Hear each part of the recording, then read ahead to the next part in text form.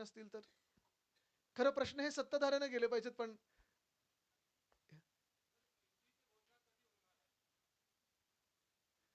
मला वाटतं हा विषय फार वेगळा आहे. हा विषय फार महत्त्वाचा आहे.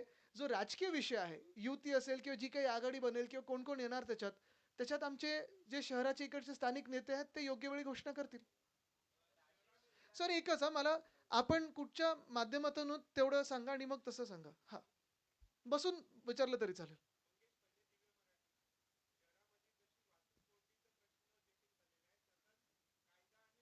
भयानक झालंय.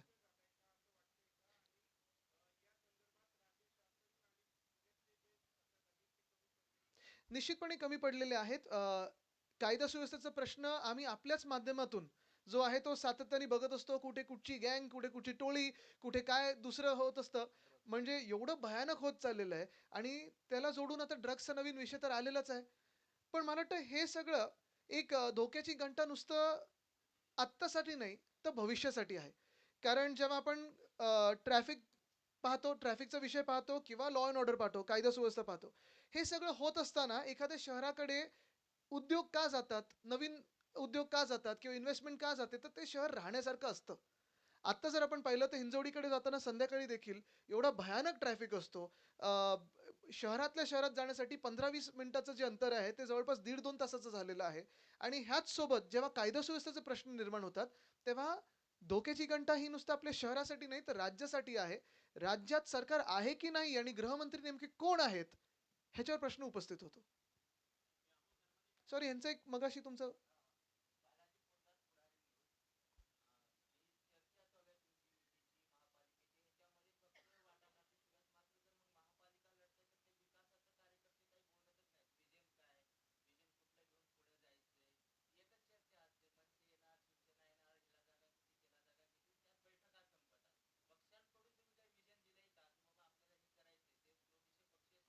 बघा सोपी गोष्ट आहे. एक जर आम्हाला शहराबद्दल पडलंच नसतं, नुसतं सीट्सबद्दल पडलं असतं की सरकार कोण बनवणार, खुर्चीवर कोण बसणार एवढंच असतं, तर आम्ही भाजपसोबत गेलो असतो. आम्हाला शहराबद्दल आम्हाला ऐका ना, माझं ऐका ना. कुठच्या स्तरावर आपण विचारताय? नाही मग कुठच्या स्तरावर विचारताय? केंद्रातून, राज्यातून, महापालिकेतून, नगरपंचायतीतून? नाही. एक आहे जगातल्या सर्वात मोठ्या पक्षाला आत्ता सीईओ सापडले आहेत, अध्यक्ष अजून सापडायचे आहेत. आणि अजूनही इन्कमिंग त्यांचं इकडे-तिकडे म्हणजे सर्वात मोठा पक्ष असताना सर्वात जास्ती मोठे भ्रष्टाचारी घेतात त्यांच्यासोबत. पण आमचं एक धोरण आहे, आमचं एक व्हिजन आहे आणि काही-काही गोष्टी ह्या नॉन निगोशिएबल आहेत. म्हणजे जसं पर्यावरणाचा ऱ्हास हा जो पुण्यात होत आहे, तो त्याच्यावर आम्ही कुठेही पुढे-मागे बघणारच नाही, ते होऊ देणारच नाही. कायदा सुव्यवस्था परिस्थिती असेल, ट्रॅफिकची कोंडी असेल, दर्जेदार रस्ते असतील, फुटपाथ असतील, मोकळी मैदान असतील, ही बिल्डर आणि कॉन्ट्रॅक्टरच्या घशात जाऊ न देण्याचं आमचं जे धोरण आहे, त्याच्यात सोबत कोण येतंय आणि अर्थात मग जेव्हा राजकीय पक्ष एकत्र बसतात, ते जिंकण्याचं गणित कसं बसेल, हे पण आहे. पण जसं मी सांगितलं, की फक्त सीटची वाटाघाटीच असतं, तर आम्ही त्यांच्यासोबतही जाऊ शकलो असतो. त्यांचा मगाशी होता तिथून तिथे येतो परत.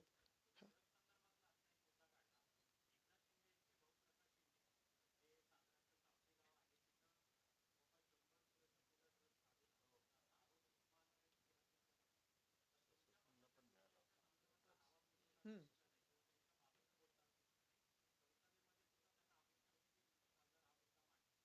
त्यांच्यापेक्षा ते आम्हाला सांगतात, ते आपल्यापेक्षा जास्ती आम्हाला सांगतात. पण एक महत्त्वाचं आहे, खासदारांनी पत्र जे दिले ते गृहमंत्र्यांनी दिलंय. त्यांच्याकडून उत्तर अपेक्षित आहे. मग पुढे बोलू ना आम्ही. आता क्लीन चिट कशाला कशाला मिळते तुम्हाला माहिती आहे महाराष्ट्रामध्ये. एक मस्त सगळं काही करून मोकळं व्हायचं आणि क्लीन चिट घ्यायची आणि एकाच पक्षावर कारवाई होते. दुसऱ्या मित्र पक्षावर कारवाई का नाही होते हा पण प्रश्न सीएम साहेबांनी उत्तर दिलं पाहिजे.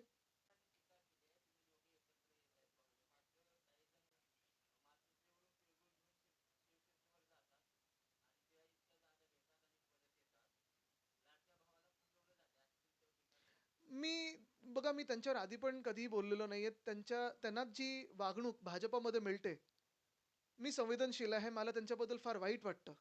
त्यांना काउन्सिलिंगची गरज आहे आणि म्हणून मी त्यांच्यावर कधीही बोलत नाही. त्यांना आशा आधी पण खूप होत्या. मी कधीही बोलणार नाही त्यांना.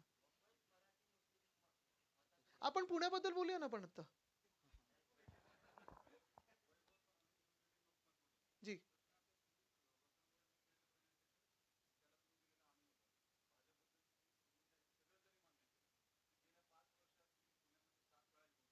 नाही, मी जास्ती वेळा आलोय. 7 वेळा नाही हो, मी वर्षात 7 वेळा आलेलो असेल. जास्ती वेळा आलोय. मी कसं मोजणार? तुम्ही आत्ता मोजलं ना 7 वेळा. चला.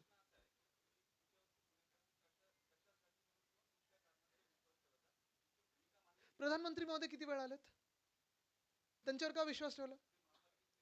त्यांच्यावर का विश्वास ठेवला? आणि चेहरा त्यांचाच असतो ना, की बिना त्यांच्या चेहऱ्याचं लढणार आहेत. बघा, मुख्य गोष्ट हीच आहे, की आमचे सगळे इकडचे जे पदाधिकारी आहेत, असं सगळ्या शहरांमध्ये होतं. तर मुंबईत पण काही-काही वॉर्ड असे असतात, तुम्ही त्यावेळी आंदोलनाला जाता किंवा काही कार्यक्रमाला जाता. पण विश्वास हा पक्ष नेतृत्वावर जेवढा असतो, तेवढा कार्यकर्त्यांवर असतो. आणि स्थानिक कार्यकर्ते असतील, स्थानिक नेते असतील, राज्याचे आमचे नेते असतील, हे फक्त पक्ष म्हणजे आम्ही एकटे नसतो. आता जे काही विषयांसाठी मी आलेलो आहे, तुम्ही आज पण चला, इथून मी लोकमान्य नगरमध्ये चाललेलो आहे. इकडे जे राहतात, त्या आमदारांनी त्यांची आता हालत खराब करून ठेवलेली आहे. पण मी मुंबईत बसून पण त्यांच्यासाठी आवाज उठवतोय.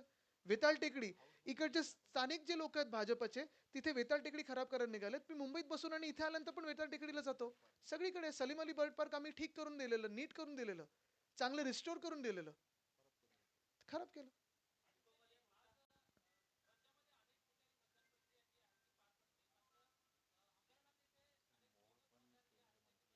हो. इंडिगोच्या वेळी काय बोलले?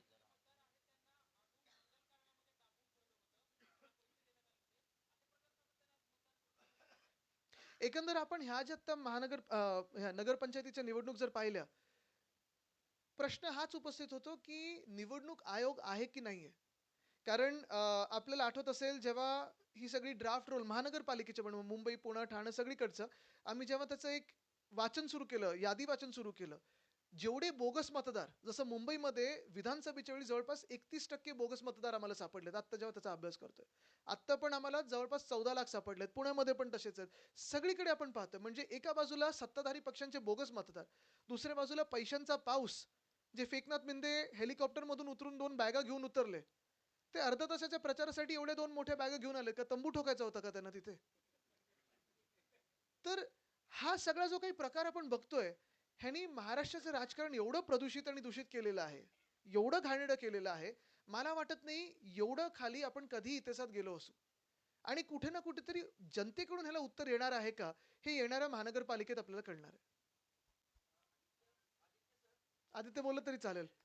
अरे पण मी पण त्याच वयाचा आहे, तुमच्याच आहे. तुम्ही एकदम मला सिनियर करू नका.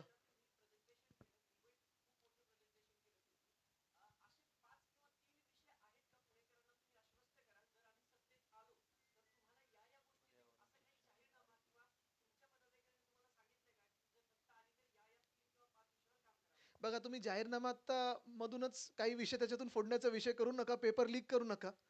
पण निश्चितपणे मी तुम्हाला 1-2 गोष्टी सांगतो. अ, ह्या शहरावर एक वेगळं प्रेम आहे. एकतर म्हणजे हे मी आत्ता नुसतं निवडणूक म्हणून नाही, तर आधी पण सांगितलेलं आहे. ह्याच शहरात माझ्या आजोबांचा म्हणजे वंदनीय हिंदू सम्राट बाळासाहेब ठाकरेंचा जन्म देखील झाला होता. अ, माझं लहानपण अनेकदा आम्ही इथे 15-15, 20-20 दिवस येऊन पाहिलेलं पुणं कसं आधी इथे राहायचो आम्ही आणि पुणं बदलत चाललेलं आहे. बदलताना प्रगती होणं ही चांगलीच गोष्ट आहे. पण आता ट्रॅफिकची कोंडी हा महत्त्वाचा विषय आहे. कायदा सुव्यवस्था महानगरपालिकेच्या ह्याच्यात अखत्यारीत येत नाही म्हणून मी त्याच्यावर उगीच बोलणार नाही. पण अर्थात बोलण्यासारखा विषय आहेच. पर्यावरण एक विषय आहे. पण हे सगळे विषय घेऊन जो आमचा वचननामा येईल, तो एकाच वेळी आम्ही जाहीर करू. आत्ता कुठेही त्याच्यावर मला पेपर लीक त्याचा करायचा नाही, नाहीतर पक्षात कारवाई होईल माझ्यावर. बरोबर ना? शहर प्रमुख दोघेही माझ्यावर कारवाईचे हे सुचवतील उद्धव साहेबांना.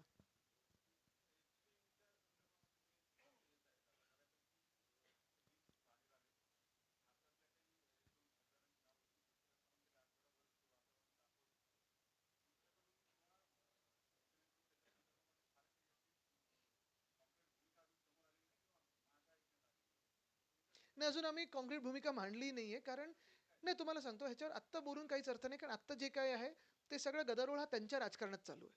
अजून आपल्या देशाचा थेट संबंध कुठेही त्या घाणेरड्या गोष्टींबरोबर लागलेला नाहीये. अजून काही त्याच्यातून बातमी आली तर ठीक आहे, पण ज्या गोष्टी त्यांनी केल्या आहेत किंवा घडवलेल्या आहेत, ते अत्यंत घाणेरड्या आहेत.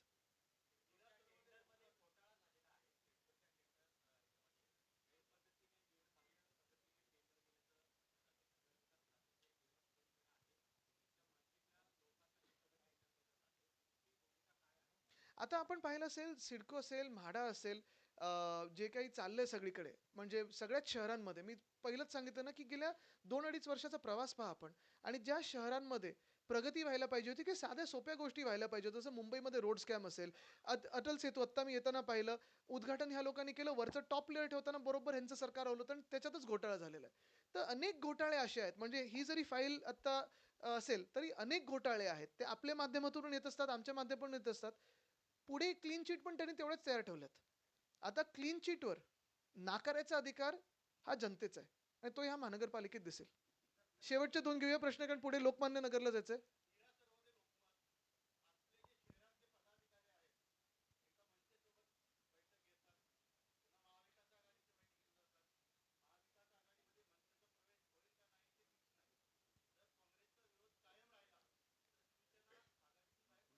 बघा प्रत्येक स्तरावर वेगळ्या-वेगळ्या युत्या आणि महाआघाड्या जाहीर होणार आहेत वेगळ्या-वेगळ्या शहरांमध्ये.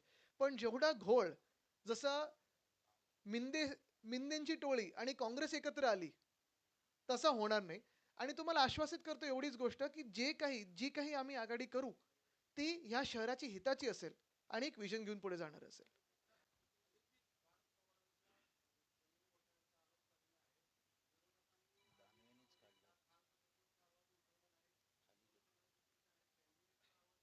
मग अंबादास दानवेजी कुठच्या पक्षाचे आहेत? आता त्याच्यावर मुख्यमंत्र्यांनी जे बोलायला पाहिजे, ते का नाही बोलत आहेत?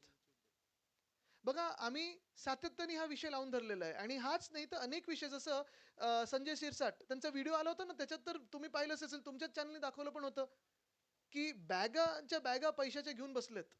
आम्ही आंदोलनं करतोय त्याच्यावर बोलतोय आणि म्हणून मी सांगितलं ना की आम्ही आमचं काम करत असतो आपण पण मीडिया म्हणून ते दाखवत आहे. पण ज्या सरकारनी म्हणजे मी हे परत परत तुम्हाला का सांगतोय भाजपचं एकच प्रॉमिस होतं त्यावेळी आणि भाजप आणि आम्ही एकत्र जेव्हा होतो तेव्हा आम्ही जेलमध्ये असू लाठ्या-काठ्या का खाल्ल्या होत्या आमच्या कार्यकर्त्यांनी? भ्रष्टाचार विरोधात आम्ही आंदोलनं करत होतो.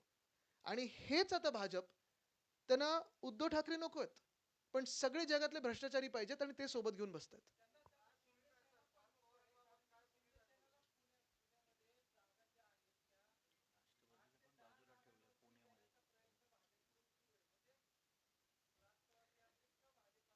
अजून थोडा वेळ थांबा आपण. पुढचं कळत जाईल. हे तर सिर्फ ट्रेलर आहे.